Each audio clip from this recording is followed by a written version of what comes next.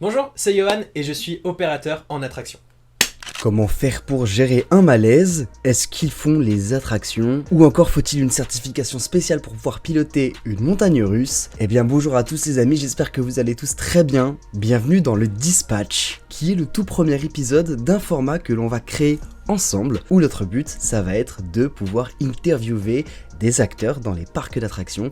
Alors quand je dis acteurs, je parle pas de comédiens, mais je parle bien de personnalités qui vous permettent de profiter de votre journée dans un parc d'attractions. Et aujourd'hui, j'ai eu la chance d'interviewer Johan, qui est un opérateur attraction dans un parc français. Alors vous allez voir, la qualité vidéo les amis, elle est pas au max, et je suis vraiment désolé, on a eu énormément de soucis lors du tournage de cette vidéo, mais cette vidéo me tenait énormément à cœur, et je voulais absolument vous la sortir. Alors je vous prie de m'excuser pour la toute petite qualité de vidéo qui est vraiment réduite, mais vous allez voir que le contenu quant à lui est super intéressant, surtout si vous souhaitez en faire votre métier plus tard. Enfin bref, moi je vous laisse avec la vidéo. Super.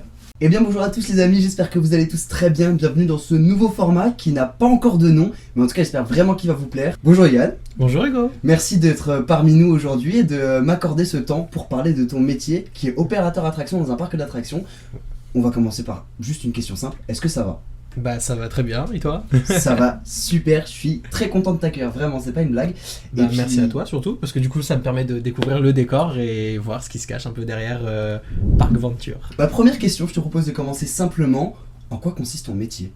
Alors c'est simple, mon métier consiste à accueillir les visiteurs et de m'assurer de leur sécurité dans les attractions. Donc je vais les accueillir sur l'attraction, leur expliquer les consignes de sécurité parce qu'il y a énormément de consignes de sécurité, mais bien évidemment on va essayer d'ajouter un peu d'animation, un peu de choses drôles et tout ça pour dynamiser un peu plus et rendre du coup les règles un peu plus fun. Et surtout de m'assurer de leur sécurité, bien fermer les harnais. Ok, très bien. Alors je te propose qu'on divise cette interview en 4 grands points. Et donc je te propose qu'on commence par le premier point qui est l'aspect du métier. D'accord. Deuxième question, est-ce que tu as le temps pour organiser tes propres projets ? Alors, pour l'instant, ça va être très simple d'organiser ces projets parce que du coup, les parcs, certains parcs ferment.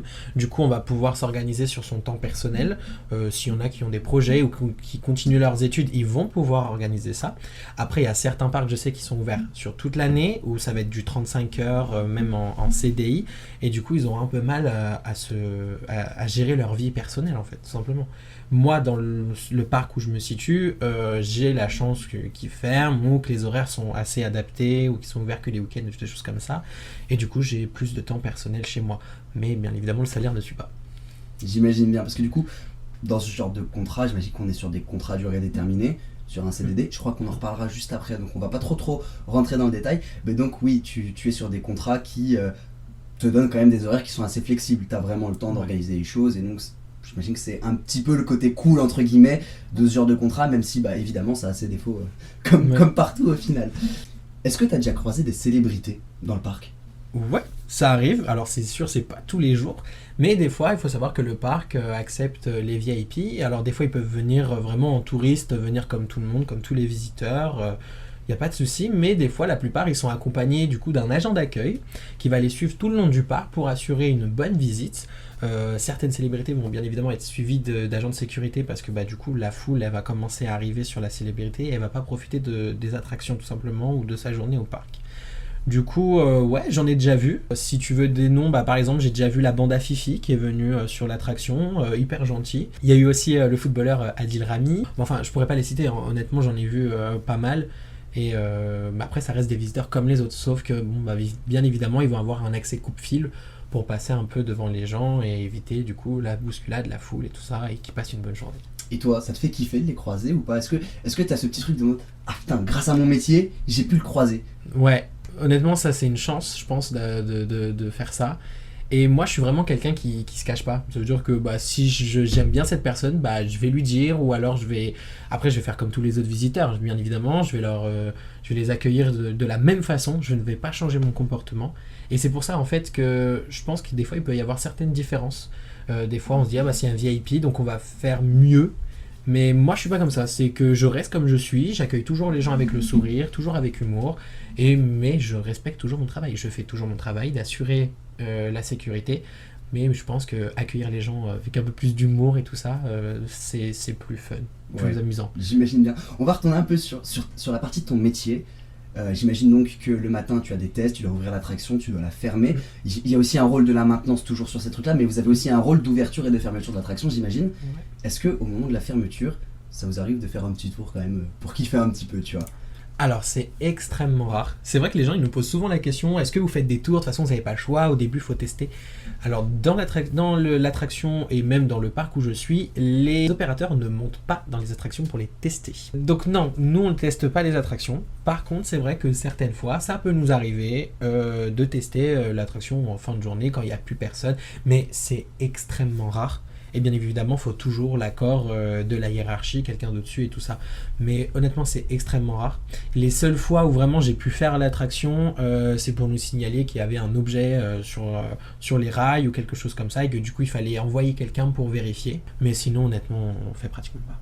Ok, très bien. On peut peut-être aborder un sujet un petit peu plus sensible, qui touche un peu plus à l'argent. Je sais que dans les parcs, ou en tout cas dans certains parcs, il existe des primes en fonction de certaines choses que tu vas faire qui vont aider à l'exploitation du parc ou aider à d'autres choses. Est-ce que vous, dans votre cas précis, dans ton parc, il existe des primes de rendement? C'est-à-dire que si tu arrives par exemple à atteindre un certain nombre de visiteurs dans ton heure, parce qu'il y a des débits horaires sur les attractions, des débits théoriques et des débits réels en fonction de ce que vous faites, est-ce que quand tu atteins ce seuil, ou même tu arrives peut-être à le dépasser, même si en théorie c'est pas trop faisable, est-ce que vous avez des primes par rapport à ça? Pas du tout.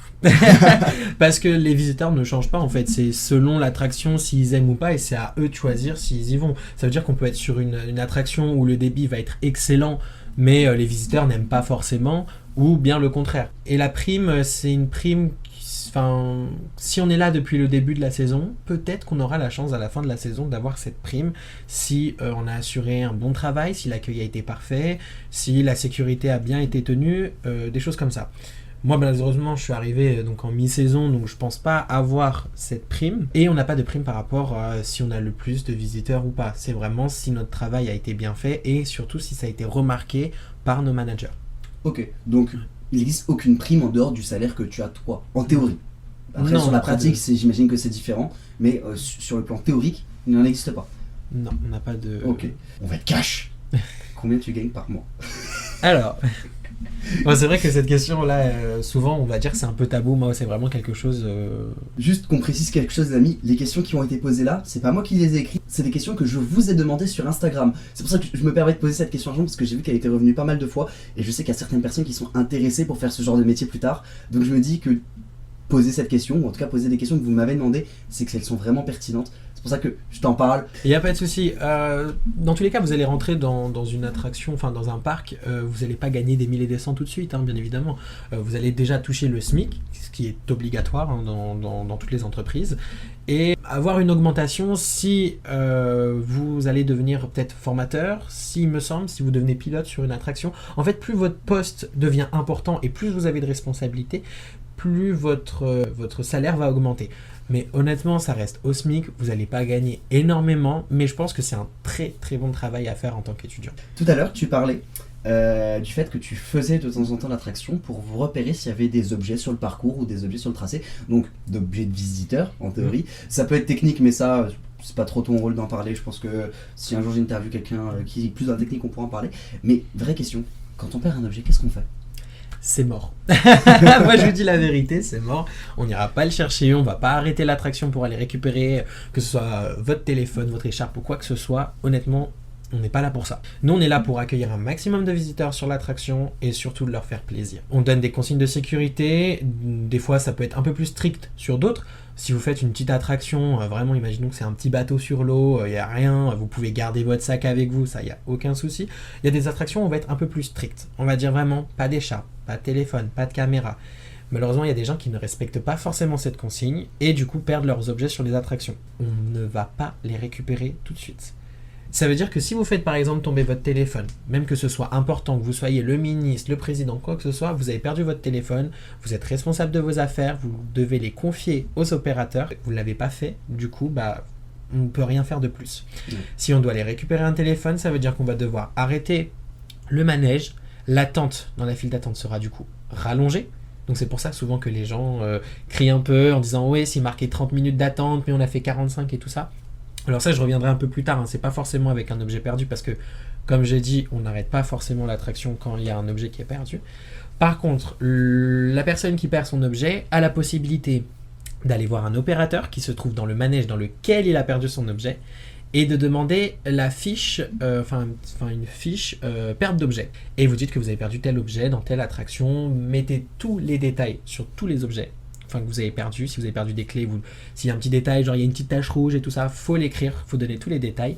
Et si la maintenance, en vérifiant l'attraction, la maintenance peut trouver des fois des objets, hop, les récupérer et nous les ramener. Par contre, vos téléphones sur les grandes attractions, si on vous dit déjà que c'est interdit, ne les prenez pas parce que vous allez le perdre. Enfin, des fois, il y a des gens, ils sont chanceux, hein, bien évidemment, des fois, ils perdent pas forcément leur téléphone, mais il y en a qui les perdent et malheureusement, votre téléphone, il est explosé. Il est impossible pour vous. On va le récupérer, votre téléphone, il n'y a pas de souci, mais il n'y aura plus d'écran, il n'y aura plus de carte SIM, il n'y aura plus de carte mémoire, vous avez tout perdu. T'as l'air de vouloir faire passer un message à travers cette vidéo. Ouais, je passe un message parce que je suis sur une attraction qui est assez puissante, assez sensation forte et tout ça. Et il y a beaucoup de personnes qui perdent leurs affaires.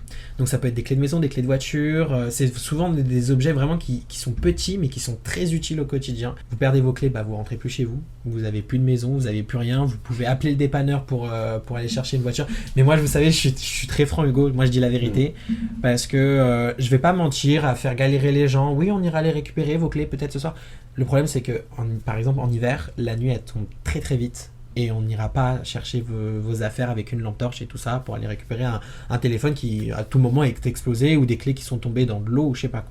Ouais, parce que pour ceux qui savent pas, avec Yohan, en fait, on est amis dans la vraie vie. Ouais. Et avant même que tu sois opérateur attraction, on se connaissait déjà, on a fait plein de projets ensemble. Et c'est vrai que tu m'avais confié, avant le début du tournage, que tu avais surtout accepté parce que tu voulais passer un message à travers cette vidéo. Tu m'as dit surtout, les téléphones, ça m'emmerde, j'ai besoin d'en parler. Non, c'est vrai parce que en fait, si vous perdez un téléphone, vous perdez toute votre vie. Un téléphone, c'est important. Vous avez toutes vos données, vous avez vos photos, vous avez des numéros de téléphone. C'est tout, c'est important. Et puis même pour moi, si je perds mon téléphone, je suis en panique. Donc, on repart un peu sur ton aspect métier. Là, on a parlé surtout des visiteurs et de leur cas un peu capricieux parfois. J'aimerais moi revenir sur du coup ces situations. C'est une situation que tu dois gérer en tant qu'opérateur, d'échanger avec quelqu'un quand il perd des affaires. Mais j'aimerais savoir un truc. Est-ce que tu as des situations horribles que tu as dû gérer et dont tu te souviens qui t'ont vraiment marqué? Ouais, il y a une situation qui était assez spéciale. Quand on dit de ranger vos effets personnels, bien évidemment, c'est aussi les sacs. Donc sacs, sacoches, tout ce que vous avez sur vous en fait. Quand on dit déposer vos affaires, c'est vraiment faut tout déposer. Et ouais, il y a une dame qui m'a marqué, qui avait gardé en fait sa sacoche sous sa veste, donc elle avait sa veste sur elle et elle avait sa sacoche en dessous. Malheureusement, on peut pas parce que si elle part, si ça s'ouvre, la personne de derrière peut se recevoir les objets. C'est ça que j'ai oublié de préciser aussi. Si les personnes perdent leur objet, donc déjà c'est perdu dans l'attraction, mais c'est surtout la personne de derrière qui va se le prendre avant. Donc je sais pas si tu auras des extraits de vidéos. Il y avait une petite fille, alors c'était pas avec moi personnellement, mais il y a une petite fille qui est venue voir mon collègue qui avait le visage en sang. Et le papa. Si, c'est ça m'a fait très peur, ça a fait peur tout le monde. Ah ouais. Tu m'étonnes. Maintenant, puis même pour les visiteurs, j'imagine que faut écarter quand c'est comme ça, non? En fait, c'est surtout, elle sort du manège, elle fait le tour, et puis nous, on voit, et le papa, il est en panique, forcément. Oui, évidemment. Nous, on s'est dit, qu'est-ce qui s'est passé? Elle est tombée? Est-ce que c'est un manque de sécurité? C'est quelque chose, peut-être qu'elle s'est prise un objet de l'attraction? Enfin, je sais pas, peut-être qu'elle s'est pris le siège de devant. Et là, en fait, elle s'est pris un téléphone portable. C'est-à-dire que la personne qui a perdu son téléphone tout devant, et le téléphone il s'est retrouvé tout derrière, sur la tête de la petite fille. Ah oui. Donc ça arrive vite quand c'est comme ça, parce que le téléphone lui perd beaucoup de vitesse. En bref, on n'est pas là pour faire de la physique, mais le téléphone perd beaucoup de vitesse, le train il arrive à pleine barre, ça va faire mal. J'ai pas envie de voir la tête de la fille. Bon, je vous rassure, maintenant elle va beaucoup mieux, elle a été prise en charge par les équipes médicaux qui sont sur place, bien évidemment, il y a toujours une équipe.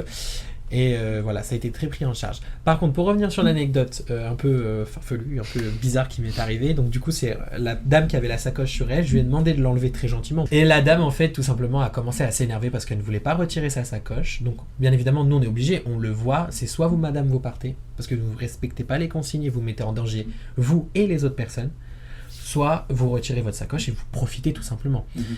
Malheureusement, donc du coup, on a ouvert du coup les harnais, elle s'est déplacée, elle s'est mise devant moi, elle a commencé à me faire un petit show. Vraiment, elle a retiré sa veste et tout. Elle a commencé à faire son spectacle en fait pour se la péter. Non, c'est vrai, vraiment c'est vrai. Je me suis senti extrêmement gêné parce que je me dis peut-être que les gens ils vont penser quelque chose de mal de moi, sauf qu'en fait c'est tout simplement des consignes de sécurité. J'imagine que la sécurité quand c'est comme ça elle est impartiale, non? Ouais, c'est très important. Souvent, sur les grosses attractions, souvent on a une équipe d'agents de sécurité qui est toujours présente. Toujours présente. Pas loin, ouais. Ok. Sur la grande attraction dans laquelle je suis, il y a toujours un agent de sécurité qui est présent pour une personne qui ne respecterait pas les consignes. Ok. Voilà. Donc c'est très important. En fait, ça fait un peu peur aux personnes. Du coup, elles respectent plus facilement les consignes. Mais souvent, nous, ça peut nous arriver. Je repense à certains de mes collègues qui ont pu se faire agresser sur des situations juste parce qu'il n'avait pas retiré son chapeau, des choses comme ça. L'opérateur s'est fait attaquer. Donc j'espère que maintenant il va beaucoup mieux. Normalement, il va beaucoup mieux. Ça date quand même depuis. Mais ça fait très très peur, donc du coup on a toujours un agent sur la grande attraction. Même lors des journées de faible influence, genre t'as pas énormément de monde dans le parc. Moi je sais que quand c'est comme ça, en tout cas sur le parc où tu es, où j'y vais quand même de temps en temps, je sais que quand ils sont vraiment quand il n'y a pas beaucoup d'affluence, eh bien les agents de sécu sont pas non plus partout. Est-ce que quand vraiment il n'y a pas beaucoup de gens, tu as quand même un agent de sécu qui est avec toi? Alors, il faut savoir dans tous les cas, il y a toujours des agents de sécurité, qui est personne ou qui est grand monde et tout ça. Il y a toujours des agents de sécurité qui tournent dans les attractions. Ouais, il y a toujours. Alors, s'il y a vraiment beaucoup de monde, on a un agent qui va rester pratiquement permanent, qui va rester là des fois une bonne heure, voire deux, et tout ça, qui va tourner et tout ça. Des fois, et quand il y a des fortes influences, parfois ils sont nombreux. Moi, j'ai déjà vu, il y avait au moins 2 agents de sécurité sur le quai, il y en avait un dans le dispatch. Il y en a Autant. 2. Ah oui. Oh, Il y en a, moi je suis étonné là pour le coup. Il y en a, ils font la file d'attente à l'envers et tout ça pour savoir si tout se passe bien, parce que bien évidemment c'est interdit de doubler dans la file d'attente, et que les caméras, ce n'est pas nous, c'est les agents de sécurité dans leur poste qui regardent et qui voient les gens doubler. C'est pour ça que des fois on a au moins 4-5 agents de sécurité qui débarquent. Est-ce que tu as déjà eu des malaises à gérer? Pas du tout. Alors non, j'ai pas eu encore de malaise. Bon, ça arrivait 2-3 personnes qui se sentaient pas bien, qui ont dû se poser et tout ça à côté. J'ai pas eu vraiment de gros accidents. Non, mais ça peut arriver. Et petite question comme ça, je sais que c'est un mythe et qu'il y a beaucoup de fans qui se posent la question. Est-ce que le code V ça existe vraiment? Le code V existe. Et malheureusement, le code V, je l'ai déjà utilisé. Et le pire, c'est que la première fois que je l'ai utilisé, ce n'était pas dans le manège, c'était avant le manège. Ça veut dire que j'étais en train de... Je place les gens, je demande gentiment s'il y a 2 personnes pour telle rangée et tout ça. La personne a fait... Alors c'est une scène hyper marrante. Mais je lui ai dit, mais t'es pas monté dans le manège encore, il faut pas vomir tout de suite. Moi, m'a vomi un peu dessus, je vous avoue que j'avais un peu de vomi sur Toi, ça te dégoûte. Ça dégoûte un peu, puis ça sent surtout, parce que c'est pas aéré. Ouais. Donc on a l'odeur qui... Mais ouais, j'ai déjà eu ce code V, j'ai déjà eu un code V dans le manège et tout ça, des petits vomitos. Le code V, alors c'était pas vraiment, je pense, un code V parce que ça permet pas de stopper l'attraction. Quand on utilise le code V, c'est vraiment, il faut arrêter le manège 5 minutes, le temps de jeter de l'eau, nettoyer et tout ça. Là, on va utiliser ce qu'on appelle le code V. Là, c'était au dispatch. On a dit code V parce que c'était un vomi, mais ça n'a pas empêché à l'attraction de ne pas tourner. Ouais, l'attraction est encore en exploitation. Ouais.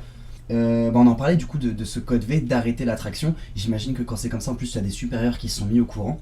Donc, j'imagine que le manager, le responsable, il vient, il débarque à ce moment-là. J'imagine que ça se passe comme ça. Est-ce que par ces managers, est-ce que tu subis une forte pression ou même une petite pression, histoire de dire les gars, on maintient le rythme, là c'est bien, ou les gars là c'est pas bien, va falloir vraiment y aller? Alors, forcément on a une petite pression parce qu'il faut faire un maximum de débit, envoyer un maximum de trains dans l'heure, parce que nous on est compté en heure, et faut envoyer aussi un max de visiteurs dans l'attraction. Mais surtout, il faut faire avancer l'attraction. Parce que le problème, c'est que les roues, en fait, si vous voulez... Bon, ça, c'est un peu plus de la maintenance, hein, mais je vous explique vite fait. Les roues, en fait, elles tournent et elles chauffent. Le problème, c'est que si le manège s'arrête, les roues, elles vont refroidir. Et dès qu'on va relancer, les roues, elles vont chauffer. Donc, ça va faire chaud, froid, chaud, froid, chaud, froid. C'est pas bon du tout. Et la roue peut péter.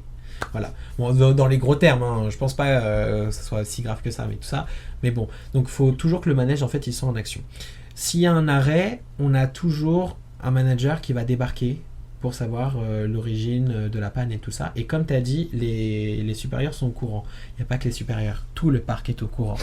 Parce que du coup, nous, on doit l'avertir sur une tablette, qui la tablette, du coup, va mettre sur les panneaux, sur le site internet, donc comme quoi l'attraction, elle est momentanément fermée.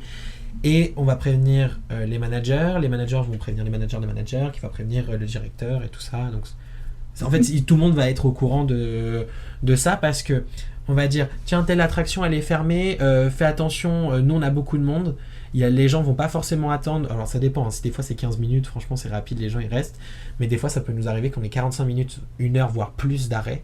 Du coup, là on va dire, ouais, les managers, on a un arrêt assez important, on doit faire par exemple évacuer la file et tout ça parce que ça va durer extrêmement longtemps. Vous risquez d'avoir du monde, telle attraction, telle attraction, telle attraction. En fait, on essaye de prévenir un peu les équipes C'est ça, qui donc sont sur vous les autres prévenez, manèges. et quand c'est comme ça, toi tu t'attends à recevoir un paquet de monde. C'est ça. Dire là, je mets machine double, là, x2 sur la vitesse, embrayage, tout ce qu'il faut. C'est ça, on doit quand même envoyer du débit et tout ça.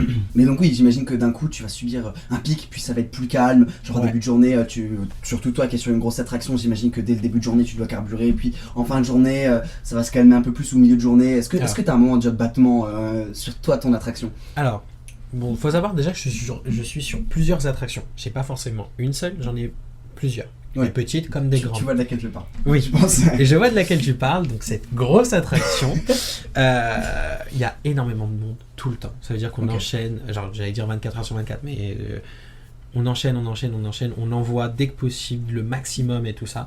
Le problème c'est que cette file, j'ai l'impression que vraiment c'est à l'infini. Vraiment, on est l'attraction qui se ferme au plus tard en fait. On est la dernière attraction à fermer parce que on a des horaires, par exemple, imaginons on ferme l'attraction à 17h, sauf qu'il y a des gens en fait à 17h encore dans cette attraction. Du coup, des fois on peut être là encore jusqu'à 17h45, 18h, 18h30, ça dépend si la file elle est beaucoup.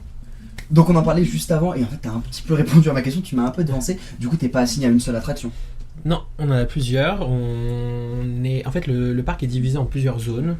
Et chaque zone, en fait, a telle attraction. Et après, nous, dans cette zone, par exemple, on a 5, 7 attractions. Et bah, tiens, tu vas aller dans celle-là, tu vas aller dans celle-là. Alors, bien évidemment, il y a des formations avant. Donc, on a des formations, 1 heure de formation par attraction, savoir les tailles et tout ça, les consignes de sécurité, accueillir les gens, tel endroit, c'est tel poste, machin. Du coup, on est affecté dans cette zone. Après, ça peut nous arriver, des fois, d'aller dans une autre zone pour avoir une seule attraction. C'est très, très rare. Parce que des fois, ils peuvent être en manque de personnel. Du coup, bah... on doit aller les aider, mais bien évidemment, il faut qu'on soit formé avant. Alors souvent, ça arrive aux personnes qui sont là depuis hyper longtemps, qui avaient cette attraction, qui étaient dans cette zone à l'époque. Ils ont refait ce qu'on appelle un recyclage. Donc il y a des personnes qui peuvent être là depuis l'année dernière ou il y a 2 ans, et du coup qui font un recyclage. Donc c'est un recyclage qui dure, je crois, 15-30 minutes, quelque chose comme ça. Et du coup, ils peuvent aller sur une autre attraction qui n'est pas forcément dans la zone dans laquelle il est affecté. Ok, donc, voilà, mais donc, question quand même, tu peux demander à changer de zone si t'en as marre? Ou pas du tout? Est-ce que t'es quand même assez libre, genre t'es affecté dans une zone et un moment t'en as ras le cul, tu fais je fais tout le temps la même chose, en plus ce collègue là je l'aime pas, ou justement je l'aime trop mais du coup on n'est pas assez bon, tu vois. Est-ce que tu peux dire à ton manager, à ton responsable ou même au-dessus, est-ce que ce serait possible de changer de zone?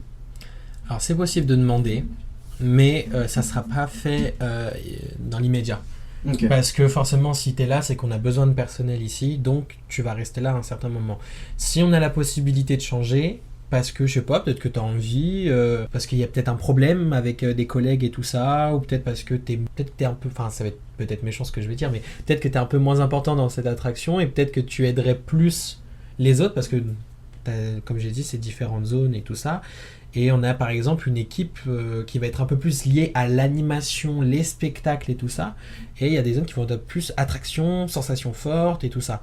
Donc peut-être que la personne elle est peut-être plus utile dans les animations et inverse. Ok, donc c'est très modulable. En fait, t'as un contrat qui au final te permet de faire plusieurs choses. Ouais, mais c'est pas parce que je me sens pas bien ou j'ai envie de changer, ça me saoule d'être dans cette attraction et tout ça. C'est pas toi qui décides. J'imagine bien.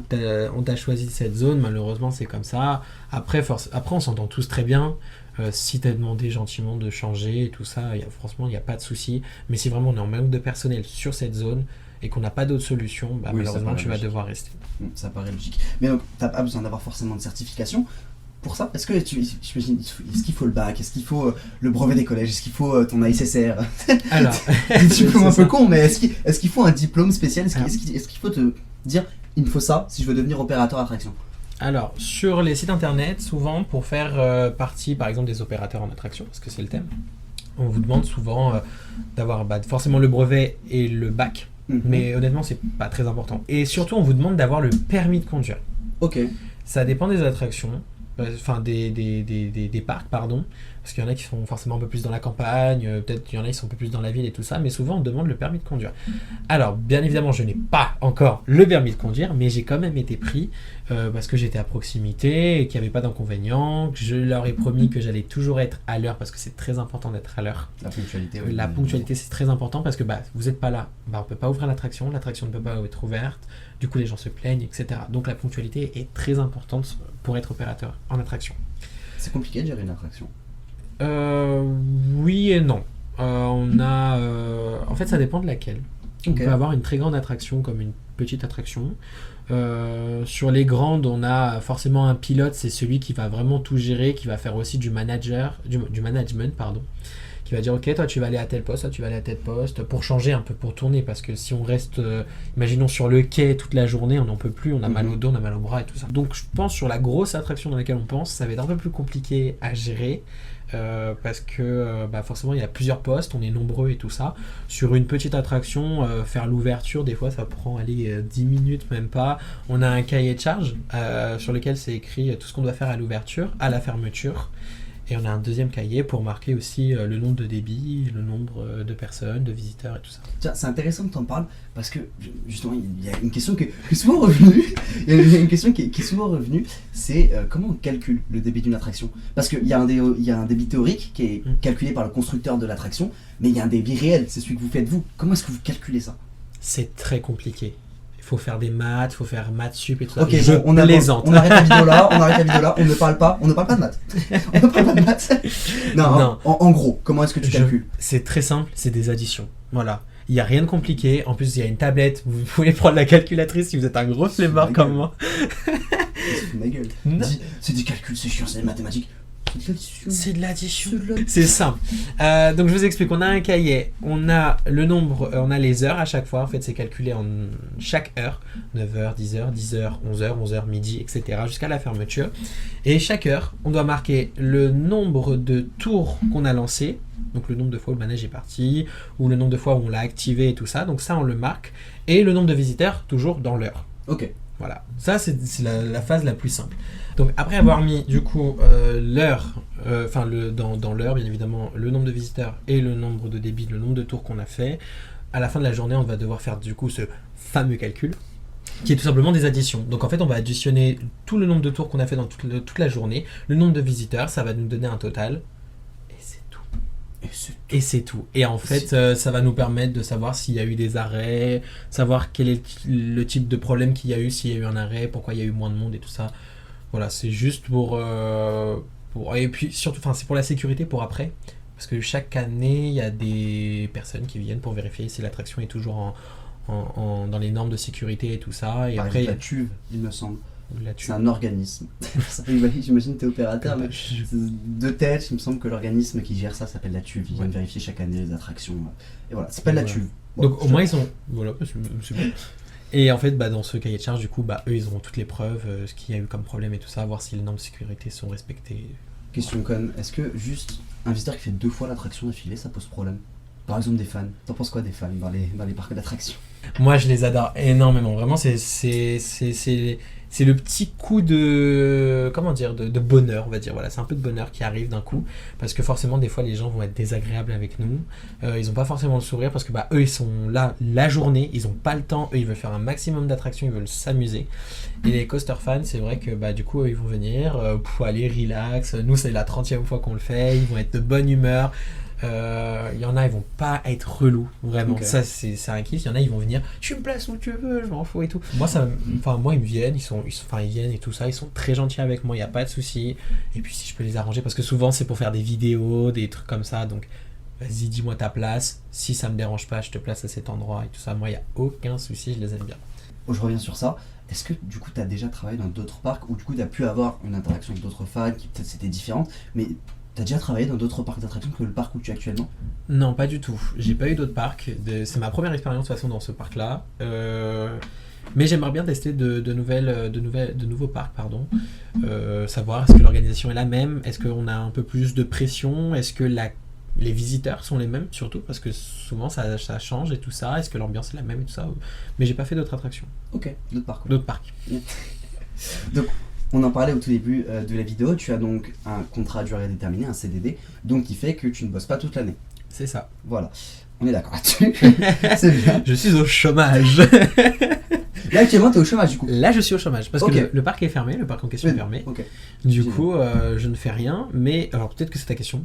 Non, justement, Non. mais on va y venir. Ok, Vas-y. ok, bah non, c'était pour dire en fait tout simplement, bah il y en a comme moi du coup qui vont être au chômage et qui vont rien faire. Il y en a d'autres qui vont en profiter pour faire des formations proposées par le parc en question, par exemple pour la sécurité et tout ça. Justement, c'est ma question. Ah bon. Il existe des perspectives d'évolution dans ton job, ou est-ce que tu es voué à rester un opérateur attraction toute ta vie si tu ne fais pas des études en plus, si tu n'as pas les bons contacts? Est-ce qu'il y a quand même une perspective d'évolution dans ton travail? Alors, une toute petite, mais en vrai ça se voit, ça se remarque. On a par exemple, donc du coup tu commences opérateur en attraction, tu commences par ça, et après tu vas avoir un peu plus d'attraction, donc ça augmente pas le salaire, hein, mais tu vas avoir plus de responsabilités si tu changes d'attraction, ça veut dire qu'il faut que tu mémorises bien que bah, là ici c'est 1m30, là-bas ça va changer, ça va être 1m20, des choses comme ça. On va te donner un peu plus de responsabilité du coup quand tu auras ton attraction tout seul, et après tu vas pouvoir devenir pilote. Donc là, il y a un peu plus de responsabilité. Tu vas pouvoir après augmenter et devenir ce qu'on appelle décroché. Donc du coup, les décrochés, qui sont un peu les assistants managers, qui vont les aider quand il y a une panne et tout ça, qui vont intervenir au plus vite. Après, on a les assistants managers. Donc ça, c'est encore au-dessus, qui vont, c'est du manager, c'est du management. Sont quand même, enfin, c'est à peu près le même niveau que manager, tu vois. Ok. Mais genre, ils vont assister au manager. Oui, ils vont l'aider dans les tâches. Mais En gros, le manager peut pas être partout, donc Ouais, on a voilà, l'assistant c'est manager ça. qui vient t'aider sur un point particulier, Ouais. sur les plus petites tâches que ce que le manager doit tout gérer. Bah, par en exemple, gros. le manager, souvent, il reste au bureau, tu vois. Oui, je vois. Et il va gérer tout ce qui va être les horaires et tout ça, ce qu'il y a comme problème. Et du coup, les assistants managers et les décrochés lors des périodes assez importantes. Ils sont sur le parc, donc... Non, mais du coup, qu'est-ce que tu fais? Est-ce que là, actuellement, tu as des projets perso que tu essayes de mettre en place? On en a parlé au début, mais là, un vrai projet concret. Est-ce que tu en as? Alors, bon, pas vraiment. Je peux avoir des projets et tout ça personnels. Donc, comme j'ai dit, sur les périodes de fermeture, soit on s'inscrit au chômage, soit on fait une formation proposée par le parc, soit on continue ses cours, ses études et tout ça. Il y en a qui viennent juste pour travailler les week-ends et les jours, les vacances, pardon. Et même toi? Et donc moi j'en ai profité du coup pour passer mon code et mon permis. Comme ça, le parc a plus besoin de t'emmener avec vous avez le permis. Voilà, Oui, c'est bah, ça. En plus, ça évite à chaque fois d'appeler un collègue, de venir nous chercher, et du coup d'être toujours à sa disposition en fait. Des fois, on commence un peu plus tôt, un peu plus tard, on n'a pas forcément les mêmes horaires. Donc là, d'avoir son véhicule, ça va nous permettre d'être un peu plus libre en Ouais, fait, et tranquille. d'y aller tranquille, sans forcément y aller en avance ou en retard et tout ça. Ok, bien. Et puis après, après j'ai des petits projets et tout ça Trop bien. à voir. Peut-être, pourquoi pas avec les parcs d'attractions, si ça intéresse les gens, de savoir un peu plus sur mon métier. Pourquoi pas continuer sur les réseaux et tout ça. Est-ce que tu aurais un dernier mot à faire passer aux gens? Prout.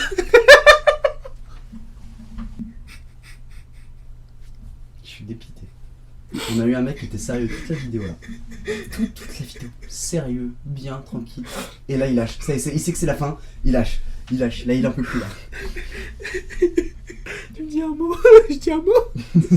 Non, mais est-ce que tu aurais un message, une phrase à faire passer aux gens? Rangez vos téléphones. Je vous dis, il était venu que pour ça. Il est venu uniquement pour dire ça. Et là, il est fini. Je peux finir la vidéo sans lui. Là, ça y est, c'est terminé là. Non, allez, sérieusement, si j'ai un mot à faire passer, venez comme vous êtes. J'ai pas de mots à Il a dire. il avait Tu veux que je fini. dise quoi? Je sais pas. Abonnez-vous. Enfin bref. Merci les amis d'avoir suivi cette vidéo. Merci Yoann. J'ai même pas dit mon mot du coup. Oui, bah dis ton mot. Un mot. Un mot. Un mot. Abonnez-vous, non, c'est deux mots. 2 mots. Amusez-vous. C'est oui. la plus belle des phrases. Merci Yoann d'être venu. Merci à toi surtout de m'avoir invité, de me donner l'opportunité de m'exprimer sur mon travail qui n'est pas si simple que ça. C'est pas forcément accueillir et fermer des barrières, quoi. On est là aussi pour un peu amuser les gens, faire plaisir aux gens parce qu'ils sont là pour se faire plaisir. C'est un parc d'attractions, donc ils sont là pour s'amuser, tout en, bien évidemment, en gardant la sécurité, en veillant sur la sécurité. C'est super, bah merci beaucoup. Et vous les amis, merci à tous d'avoir suivi cette vidéo, nouveau format, interview, vraiment cool. En plus accompagné d'une super belle personne qui nous a parlé de trucs trop bien. Et nous les amis, on se retrouve très bientôt pour d'autres vidéos. Vraiment n'hésitez pas à me dire en commentaire ce que vous en avez pensé, la famille. C'était la meilleure chose à faire, vraiment, je suis trop heureux d'avoir fait ce concept. Et avec toi, C'était génial. Merci à tous les amis. Ciao, ciao. Le technique, c'est encore